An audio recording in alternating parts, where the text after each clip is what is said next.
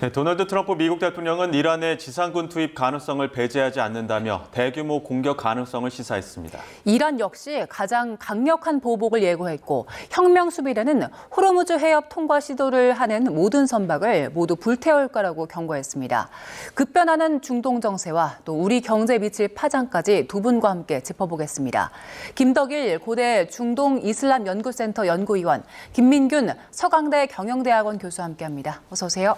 네, 안녕하십니까. 자, 먼저 이번 공습이 확전될 것이냐 장기화할 것이냐 주요 변수 중에 하나가 지상군 투입 여부였는데 트럼프 대통령이 배제하지 않겠다 얘기했거든요. 어떻게 좀 흘러갈까요?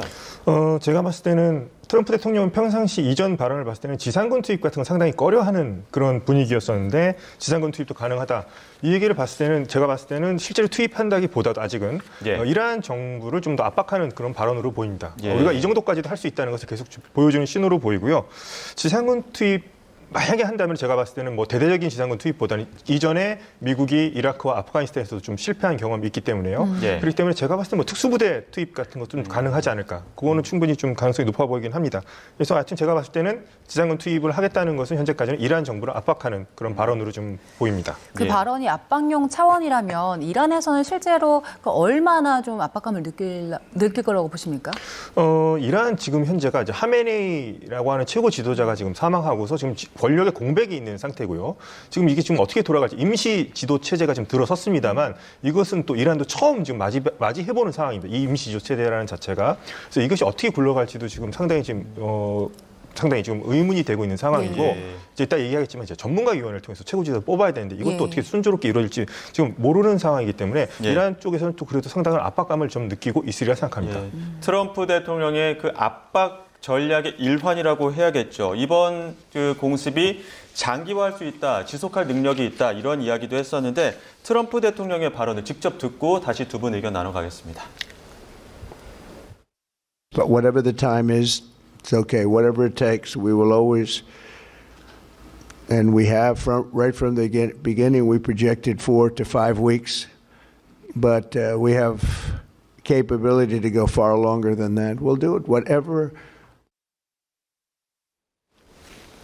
네, 트럼프 대통령은 4주에서 5주 정도 갈 수도 있다 했는데 피트 헥세스 국방장관은 이라크 전쟁처럼 길어지진 않을 것이다 이렇게 얘기를 했거든요. 그 이라크 전쟁에 대한 미국 내 그 비판 여론들이 상당하지 않습니까? 그렇죠. 이런 부분 좀 감안한 거겠죠? 그렇습니다. 그런데 이것도 역시나 트럼프 대통령과 지상군 투입도 원래 안 한다는 쪽으로 생각을 했던 사람인데 그것도 시사했고요. 그다음에 또 4주, 5주 생각보다 이제 길게 이것까지 얘기를 했습니다. 그러니까 많은 사람들이 생각할 때 트럼프 대통령은 사업가 출신이기 때문에 어느 정도 뭐 부분적인 타격만 하고 어느 정도 선만 맞춰지면 물러날 것이다 이렇게 생각했는데 그것을 또 반대로 뒤집는 발언을 한 것은 이것도 역시나 우리가 계속 최소 4주라고 한 것이죠. 그렇기 때문에 계속 4주 동안 이란 정권을 공격할 의사가 있으니 이란 정권에 계속해서 공개적인 압박 표시로 저는 볼 수 있겠습니다. 그 이라크 전쟁 당시와 비교를 한다는 게 이제 경제적인 측면에서도 비교를 해볼 수 있을 것 같은데 그때 당시에 미군이 이라크 전쟁을 시도하고 나서 지상군 투입하고 나서 경제적인 타격은 얼마나 있었습니까? 아무래도 이제 트럼프 대통령이 제일 두려워하는 것 중에 하나가 뭐 이라크 전쟁도 마찬가지겠지만 장기전입니다. 장기전으로 갈 경우에 들어가는 어떤 그런 비용에 대한 부담, 그리고 미국 국내 경제의 어떤 그런 부담, 또 세계의 어떤 그런 글로벌 경제에 대한 어떤 그런 부담들이 아무래도 이제 미국 입장에서 봤을 때는 압박으로 적용되는 경우가 굉장히 많이 있습니다. 이제 그러다 보니까 지상군의 투입도 그렇고 어떻게 보면 4주를 언급한 이유 중에 하나는 우리가 그만큼 투입을 하고 경제적인 비용이 이만큼 4주 안에 끝날 것이다라고 얘기하는 것은 트럼프 입장에서 봤을 경우에는 어떤 그런 경제에 대한 불확실성을 최대한 내가 줄여보고 이 안에 끝나겠다라고 확실하게 지금 언급을 하고 그리고 그 상황에서 우리가 비용이라든가 이제 그런 경제적인 임팩트를 최대한으로 줄여보겠다는 어떤 그런 의지의 표현이고 또 그런 의미에서 또 압박도 이란 측에 또 열심히 가하고 그러면서 이제 빨리 마무리 짓겠다는 어떤 그런 면으로 보일 수가 있겠습니다. 그 뉴욕 증시가 혼조세로 마감했는데 뉴욕 증시가 이렇게 크게 흔들리지 않은 이유는 어떤 배경이 있다 보십니까? 저도 이제 예상보다는 굉장히 크게 흔들리지 않아서 좀 의외이긴 하는데 아무래도 이제 첫 번째 이슈는 4주에서 이제 언급이 됐고요. 그러니까 4주만 있으면 어느 정도 이제 우리가 이게 안정이 되겠구나라는 어떤 그런 불확실성을 최소화시키면서 투자자 입장에서 봤을 경우에는 이게 장기전으로 갈 수 있는 어떤 그런 전망이 좀 떨어지는구나, 확률적으로. 이제 그렇게 또 예측을 하는 부분들이 있고요. 그 두 번째는 약간의 어떤 그런 경제 어떤 그런 국지적인 어떤 그런 입장입니다. 즉, 다시 말하면 현재 뉴욕 증시라든가 세계 경제를 보게 되면 뭐 아시다시피 AI라든가 굉장히 기술주 중심으로 가고 있거든요. 그런데 이제 중동의 어떤 그런 사태들을 보게 되면 원유라, 그러니까 에너지 쪽에 조금 이렇게 산업적인 어떤 그런 봤을 경우에는 세계 경제에 미치는 영향은 아무래도 제한적이다라는 어떤 그런 측면에서 봤을 경우에 세계 어떤 그런 우리 시장에 특히 이제 미국 증시 시장에서 이제 그렇게 보이는 것으로 판단이 되고요. 마지막으로는 아시다시피 중동의 어떤 그런 사태들은 굉장히 빈번하게 일어나는 어떤 그런 부분이 있었습니다. 그래서 우리나라 경제도 그렇고 세계 경제도 그렇고 아무래도 회복력, 주로 리질런스라고 부르는 어떤 그런 부분인데 그 회복력 부분에서 아무래도 많은 사건을 거치면서 아무래도 경제적인 어떤 그런 탄력성이라든 회복력이 어느 정도 탄탄해졌다라는 측면에서 봤을 때 이제 아무래도 어떤 증시라든가 현재 어떤 그런 상황에서는 지금 그렇게 너무 이렇게 변동성이 크지 않았나 그렇게 판단이 됩니다. 네, 우리 증시는 어제가 대체 공휴일이었기 때문에 이 사태의 영향은 하루 피해가긴 했는데 지금 시장 상황을 보면요. 코스피가 6,155.01로 전장보다 1.43% 하락한 상태고요. 코스닥은 1,185.08로 0.56% 하락한 상황입니다. 이게 우리 증시가 워낙 많이 올랐기 때문에 조금 조정을 받은 건지 아니면 이러한 사태에 영향을 받은 건지 어떻게 보십니까? 아무래도 이제 저희가 이제 금요일 날 외국인들이 이제 철저한 어떤 그런 순매도를 하고 이미 어떤 그렇게 좀 손익 차익을 좀 잃었고요. 그리고 이제 많은 분들이 이제 우스갯소리로 월요일 날 패장한 것이 굉장히 우리나라 입장에서 봤을 때는 증시 입장에서 봤을 때는 정말 굿사인이다라고 많이 말씀을 해주시는데요. 일단 중요한 건 우리나라 어떤 그런 증시를 보시더라도 일단 대장주 흔히 얘기하는 이제 삼성전자하고 이제 하이닉스의 어떤 그런 중심으로 이제 많이 올라가다 보니까 물론 뭐 이제 중동 사태에서 원유라든가 어떤 그런 에너지 쪽 그리고 우리나라 어떤 그런 전반적인 환율, 물가, 경제적인 임팩트는 당연히 있습니다. 근데 증시로 봤을 경우에 뭐 여러 가지 어떤 그런 너무 이제 올라가서 어떤 그런 차익 실현도 물론 당연히 있겠지만 어떤 조정의 어떤 그런 부분들은 제가 봤을 때는 뭐 피할 수 없을 거라고 보고요. 단기적으로. 근데 이제 어떤 그런 전반적인 상승의 어떤 그런 동력으로 봤을 경우는 아직까지 반도체 그리고 우리나라 어떤 그런 주도적인 어떤 그런 대장주들이 건재하기 때문에 이제 그런 부분에서는 물론 뭐 아시아 시장들이 대체적으로 이제 하락을 했겠지만 우리나라 어떤 증시도 충분히 아직까지는 뭐 조정은 들어가겠지만 어떻게 보게 되면 좀 회복력은 좀 있을 수 있다. 견뎌낼 만하다 이제는 체질적으로 봤을 경우에 이제 그렇게 많이 판단하시라고 봅니다. 향후의 움직임도 또 봐야 될 것 같고요. 지금 현재 이러한 공습에 대한 양상들도 다시 한번 보겠습니다. 여러 가지 전력들이 그야말로 외과 수술식 정밀 타격이 이루어지고 있는데 그 정밀 타격을 사실상 지휘하고 있는 건 AI다. 이런 이야기가 나올 정도로 AI 전쟁의 서막이 열렸다. 이렇게 얘기하는데 어떤 배경입니까?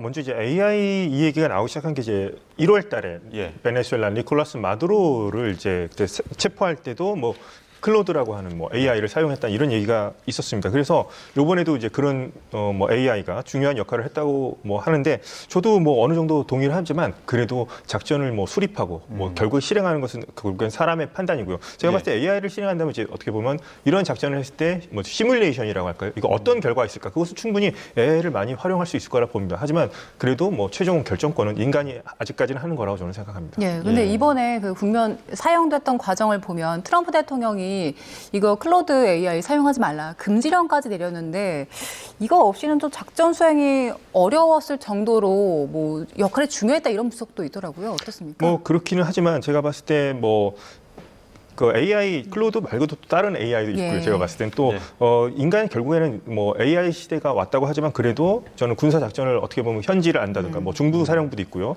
거기서 직접 군사 작전을 입안하고 결국 실행하는 것은 인간의 몫이고 역시나 최종 결정은 트럼프 대통령이 하는 거니까요.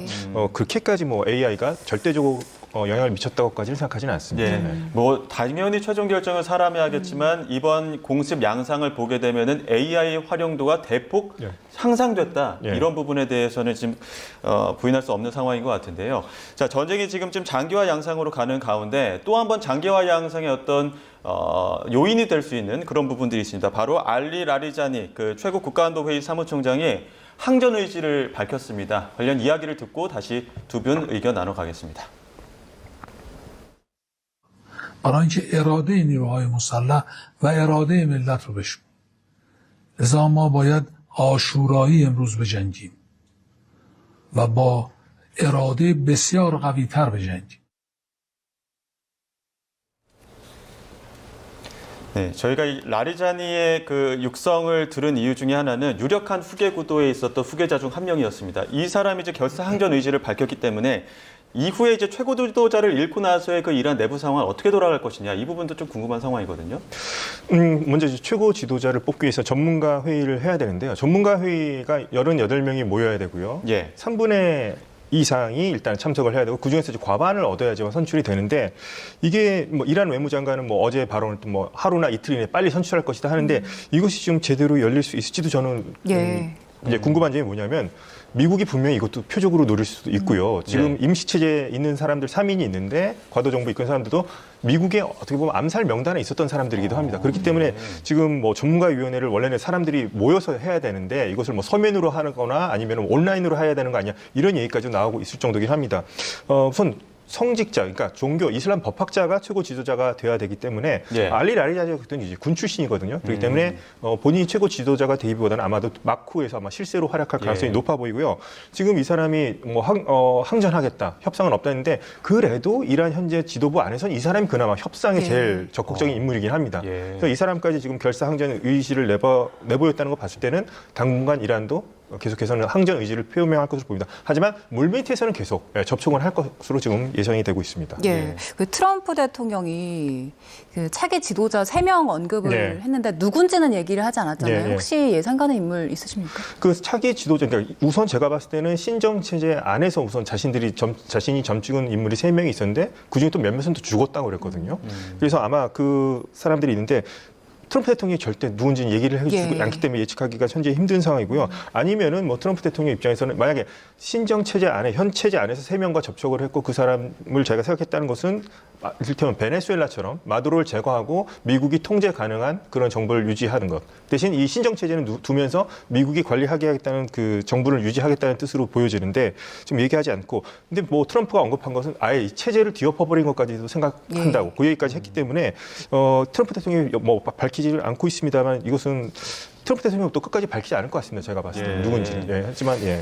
자, 이게 중동뿐만 아니라 지금 세계가 주목하는 이유 중에 하나가 바로 호르무즈 해협 때문인데 유가가 벌써 10% 이상 상승하지 않았습니까? 어떻게 좀 흘러갈까요?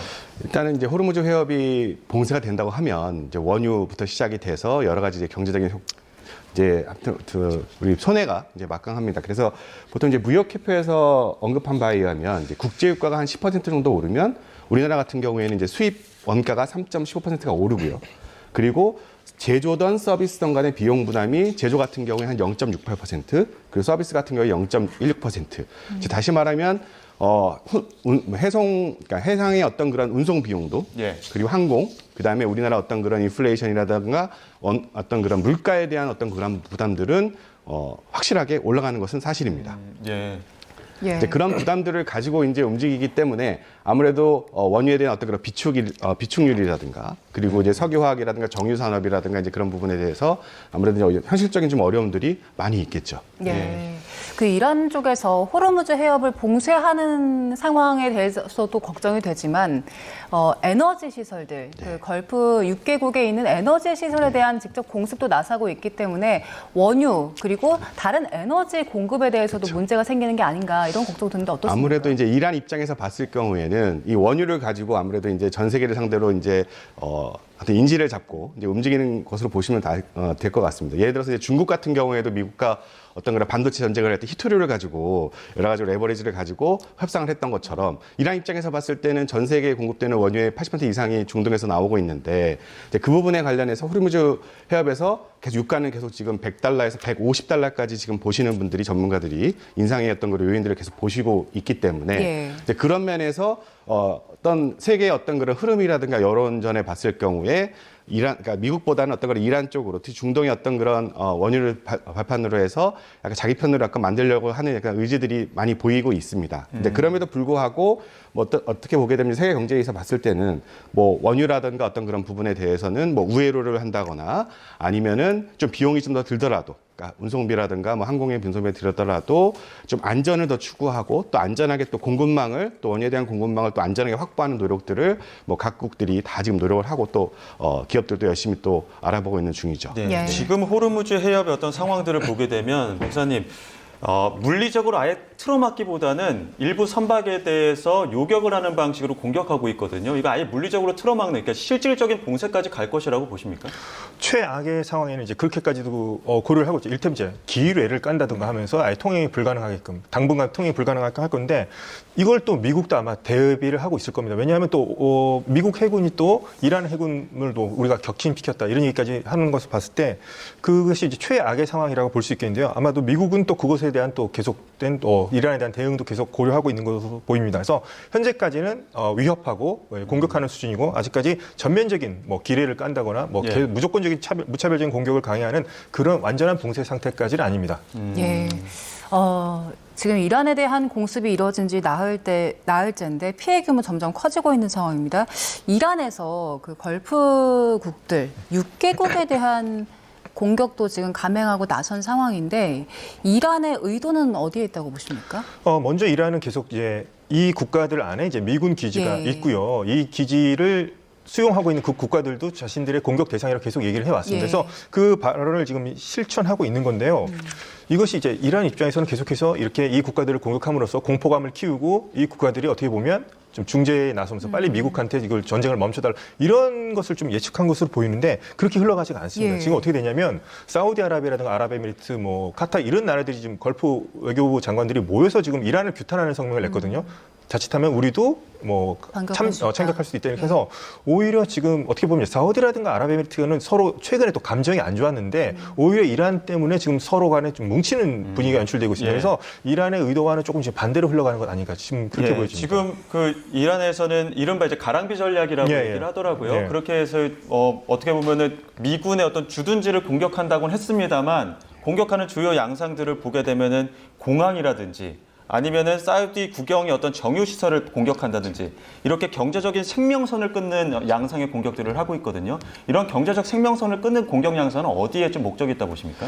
아무래도 이제 그 경제적인 어떤 그런 비용 부분도 그렇고, 또 중동 같은 경우에는 뭐 잘 아시다시피 투자에 굉장히 큰 손들입니다. 그래서 뭐 AI도 그렇고 건설도 그렇고, 또 우리나라 업체들도 또 건설 쪽에도 많이 들어가 있고, 또 이제 그러다 보니까 이제 그런 식으로 어떤 그런 경제적인 어떤 그런 피해를 계속 입힘으로 인해서, 아까 박사님도 말씀하셨겠지만 여러 가지로 이제 어느 쪽에 쓰느냐, 이란에 쓰느냐, 미국에 쓰느냐, 약간 그런 어떤 그런 편가르기의 어떤 그런 모습들을 좀 보이고 있는 것 같고요. 그리고 또 중동 같은 경우에 많은 투자를 통해서 또 경제 활성화라든가 또 원유 달러를 통해서 또 예. 여러 가지로 또 이제 투자를 해서 경제를 살리는 어떤 그런 역할들, 중동뿐만 아니라 세계 경제도 영향을 미치는 중요한 역할을 하기 때문에 이제 그런 면에서 경제적인 임팩트를 계속 피해를 어떤 그런 만들어내는 어떤 그런 줄곧 그런 입장들을 좀 공격을 계속 또 해오고 있는 것 같습니다. 예. 네. 반면에 그 친이란 세력인 헤즈볼라도 네. 참전을 한 상황인데, 지금 헤즈볼라까지 함께 여기에 참전을 한다는 건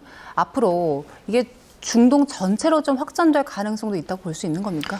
예, 이란이 이제 원하는 바가 중동 지역이 이제 확전인 네. 것이죠. 그러니까 헤즈볼라는 이란의 대리 조직이고, 이란 입장에서는 그 자신의 친자식 같은 예. 조직인데 하메네이가 죽었기 때문에 이제 보복에 들어간 겁니다. 그래서 이스라엘을 로켓을 발사했는데 지금 오히려 그 헤즈볼라 공격하면서 이란의 반격이 예. 이스라엘의 반격이 시작됐는데 오히려 이것이 레바논 쪽으로 좀 전선이 확대되는 양상이 있습니다. 그러니까 이스라엘은 이걸 또 오히려 좀 준비를 해왔거든요. 헤즈볼라의 전쟁을. 그러던 차에 일단 헤즈볼라 공격이 들어와서 이스라엘 입장에서는 지금 이란도 공격하지만 헤즈볼라와의 어떤 레바논까지도 좀 전선이 좀 확대될 양상으로 보이는데, 예. 이란이 원하는 바도 있지만 이건 또 이스라엘이 원하는 바이기도 합니다. 레바논에 좀 또 전선을 넓히는 것은. 그렇기 때문에 확실히 지금 또 이란뿐만 아니라 레바논 지역의 상황까지, 이스라엘 지역 상황까지 계속 좀 고려해 봐야 될 상황 같습니다. 이스라엘은 왜 레바논 쪽으로 확전되는 걸 원하고 있습니까?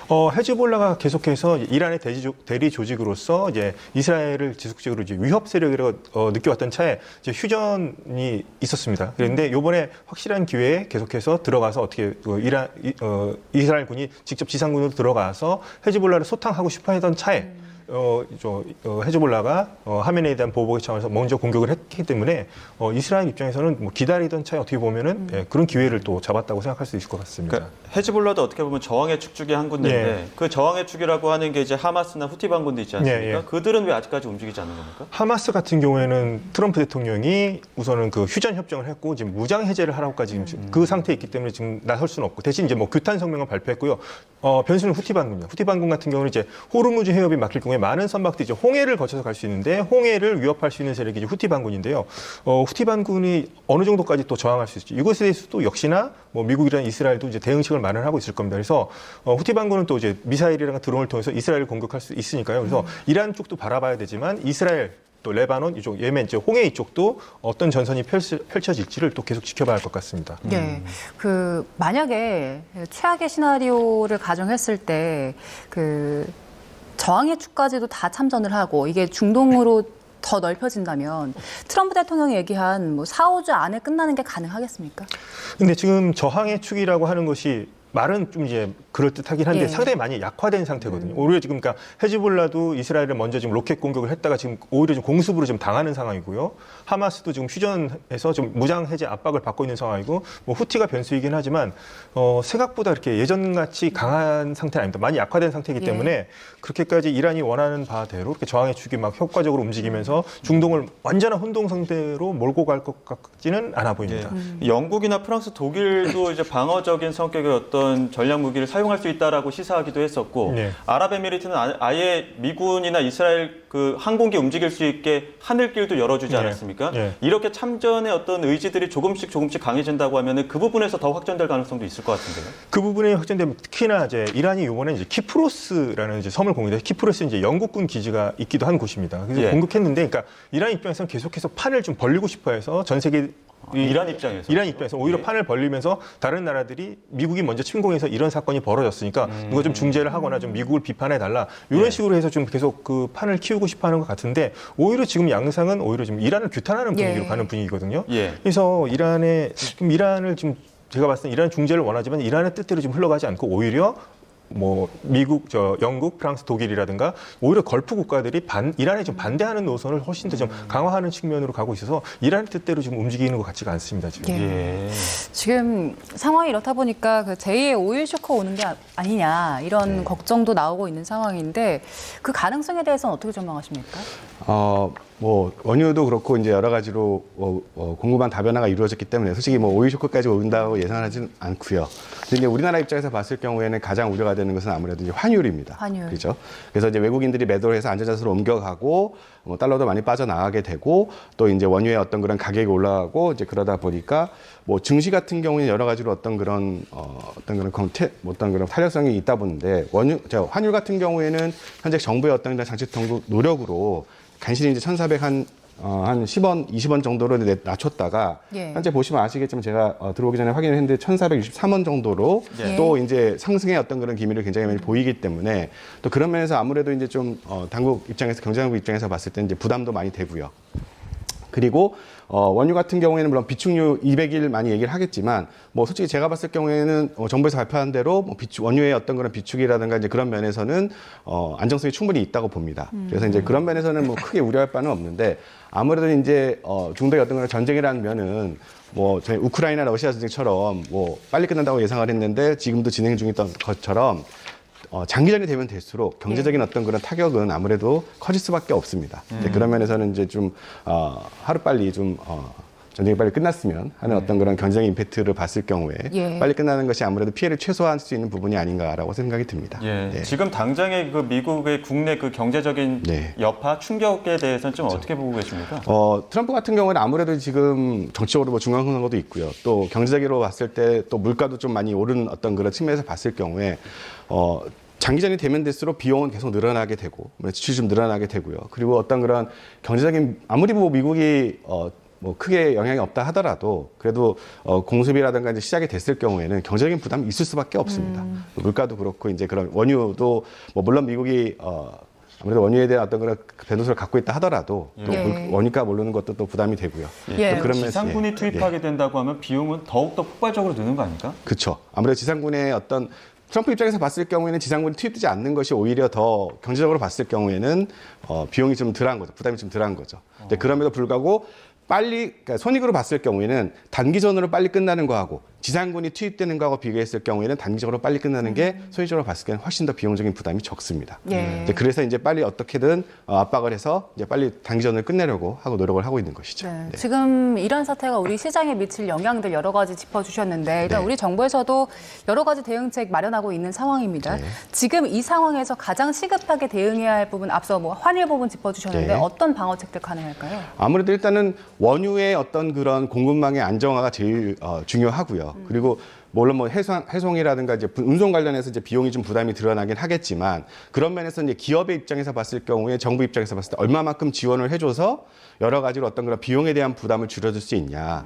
그리고 또 한 가지는 원유에 대한 어떤 그런 원가의 어떤 그런 부담을 줄여서 물가에 대한 어떤 그런 압박을 좀 줄일 수가 있냐. 예. 이제 그런 부분의 지원 대책을 뭐 다음 면으로 이제 알아보는 것이 반드시 필요합니다. 예. 네. 앞서 박사님 이란 주변국의 여론은 이란을 향해서 압박을 가하고 있다 이렇게 말씀해 주셨는데 미국 내의 여론은 트럼프 대통령을 좀 압박하는 모양새도 있습니다. 왜냐하면 그렇습니다. 여론조사 결과를 좀 보게 되면은 이란 공격을 지지하는 여론이 27%에 불과하거든요. 네. 이런 것들도 트럼프 대통령에게는 상당한 부담이 될 것 같은데요. 상당한 부담이기 때문에 4조 5조를 얘기했지만 그 전에라도 빨리 끝내야 되는 것이 트럼프 대통령의 정치적 입지를 위해서는 좋겠죠. 예, 네. 어떤 배경 때문에 이렇게 여론들이 이란 공격을 좀 기피하는 그런 여론들이 더 많이 나오게 된 걸까요? 그러니까 트럼프 대통령 같은 경우는 원래는 이제 마가라고 하는 건데 마가는 어떻게 보면 이제 고립주의적인 그러니까 외국의 문제에 우리가 개입하지 않기 때문에 우리가 잘 살자. 예, 그렇죠. 미국이 예. 먼저다. 예. 그렇기 때문에 뭐 개입하지 않는 것으로 생각을 했는데 예. 그걸 지지하면서 트럼프를 뽑았던 그 유권자들 입장에서는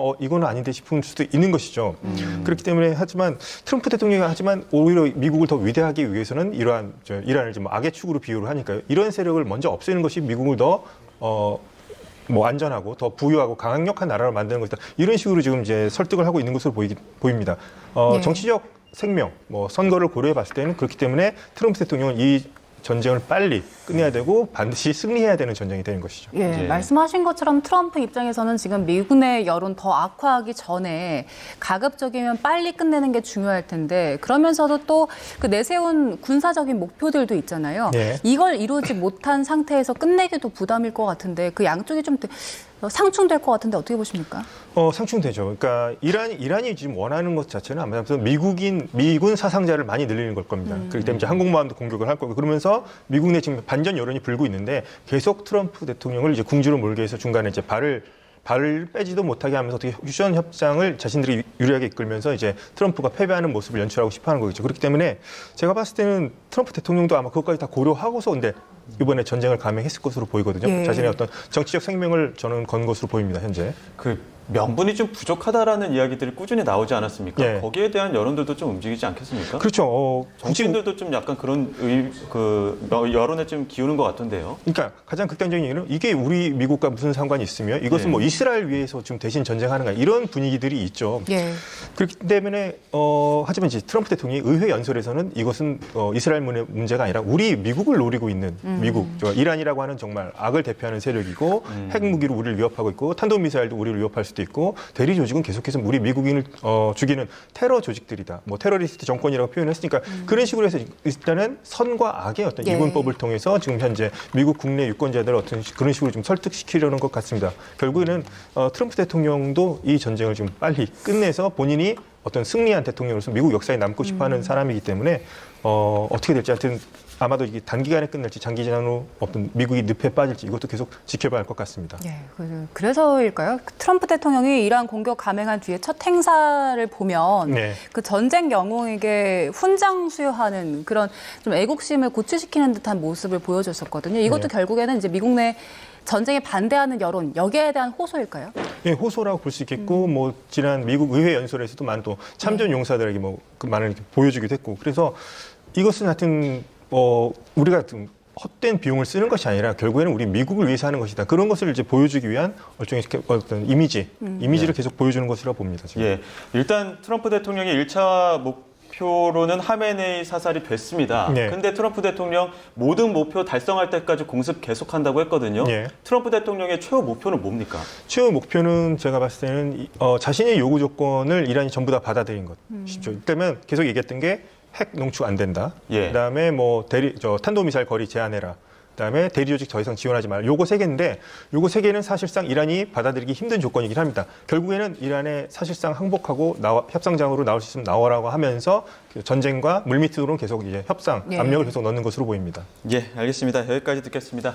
지금까지 김덕일 고대 중동 이슬람 연구센터 연구위원, 김민균 서강대 경영대학원 교수 두 분과 함께했습니다. 고맙습니다. 고맙습니다. 감사합니다.